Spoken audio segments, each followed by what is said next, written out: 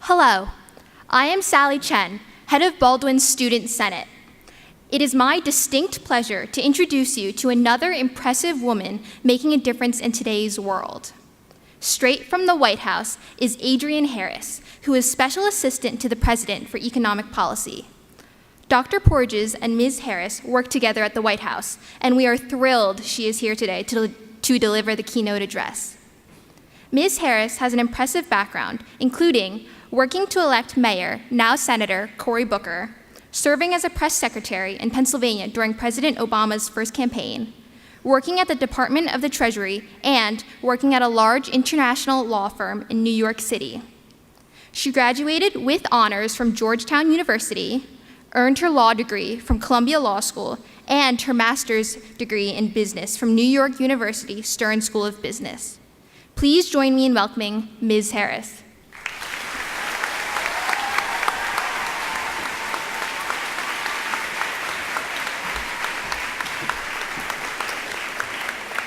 Hi, good afternoon. Thank you, Sally, for introducing me. And I understand your mother's here today, is that right? Where's Mom? No. Mom? Well done. Congratulations, Mom. And congrats to all the parents. The girls I've met today have been truly incredible. I think my only regret is that I didn't go to Baldwin. This is such a special day for Dr. Porges, for the school, for me. I'm not an alumna, but I feel like part of this community already, thanks to all of you inviting me down here. Marissa and I spent many hours together working at the White House. We had a lot of great times, and we spent a lot of time together outside of work as well, talking about all the things we wanted to accomplish, not only at work, but in our careers overall. For Marissa, I am still allowed to call you Marissa, right, Dr. Porges? I am? Okay. For Marissa, her career ambitions were not about titles or compensation.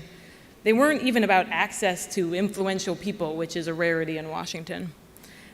But our conversations often did touch on the matter of how we would use what we had learned at work and in life to help influence young women. And that's why I'm so proud to be here today as part of Marissa's installation ceremony. For her, I know, coming back to and giving back to Baldwin as the 8th head of school, well, I can't imagine a better person in a better position to exude such positive influence on such a promising group of strong young women. So in preparing for my time here with you today, I was thinking a lot about young women like those who attend this august institution. And I couldn't help but think about my own mother, who is, as Marissa knows, as no-nonsense and barrier-breaking as they come. I thought about what goes into making somebody like my mother, and someone like Dr. Porges, and someone, I hope, like me. Is it nature, nurture, educational institutions, life experiences, all of the above? And just as I was pondering all of this, a text message popped up on my phone with something that the girls will no doubt recognize. It was a link to a Facebook video. So welcoming the distraction, I picked up my phone and clicked the link, and the video came up.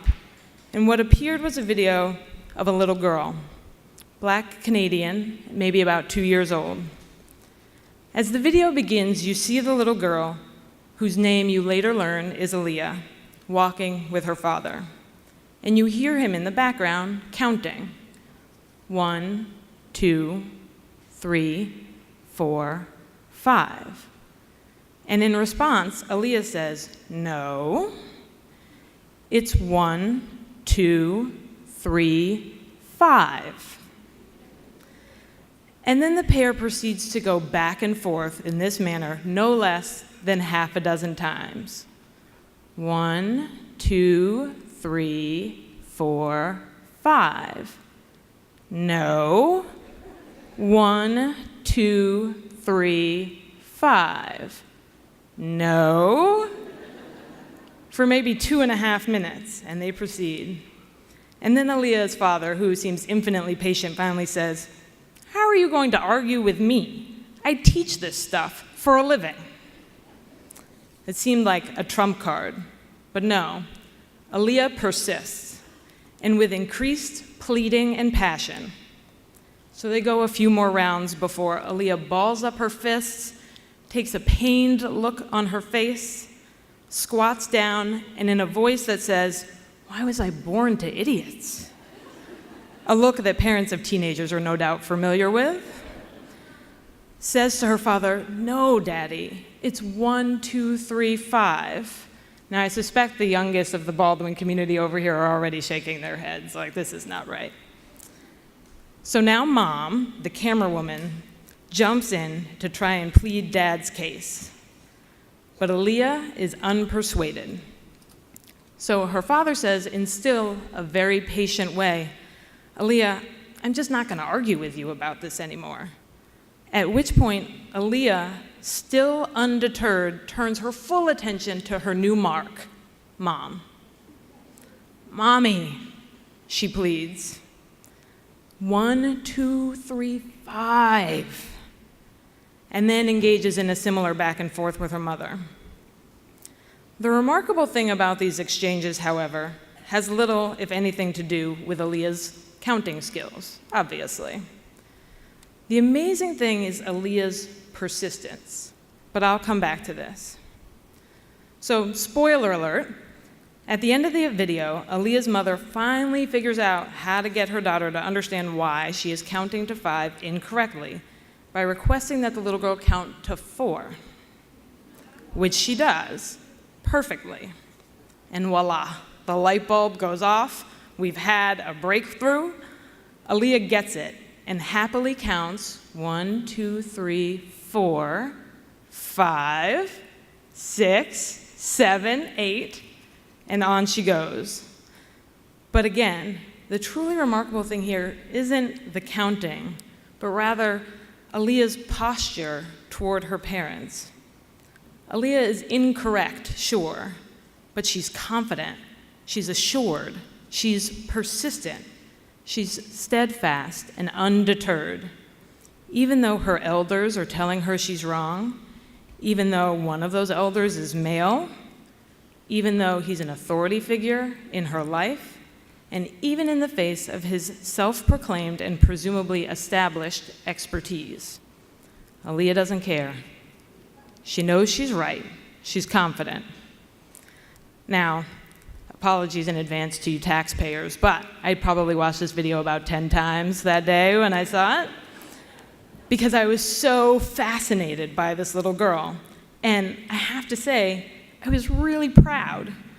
Here I was watching a video of a little girl I don't know, her parents, who I don't know, who I'll never likely meet, and I was filled with pride. And although I'm not yet a parent myself, I couldn't help but think, good for these parents. They are raising a strong young woman, one who, even when she is wrong, will be undefeated. Let me say that just one more time. Even when she's wrong, will be undefeated. Even when faced with unrelenting pressure, will stand tall in the face of opposition. And I couldn't help but think about my own parents. My mother, the oldest of 7, was raised in the housing projects in the Bronx, but made her way to Bennington College and then to Harvard Medical School, where she met my father.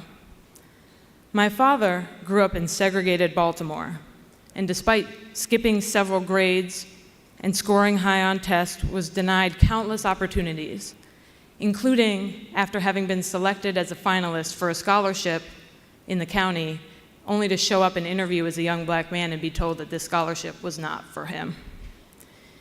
He was encouraged to become a plumber, but instead went on to one of the top engineering schools in the country, and he too became a doctor.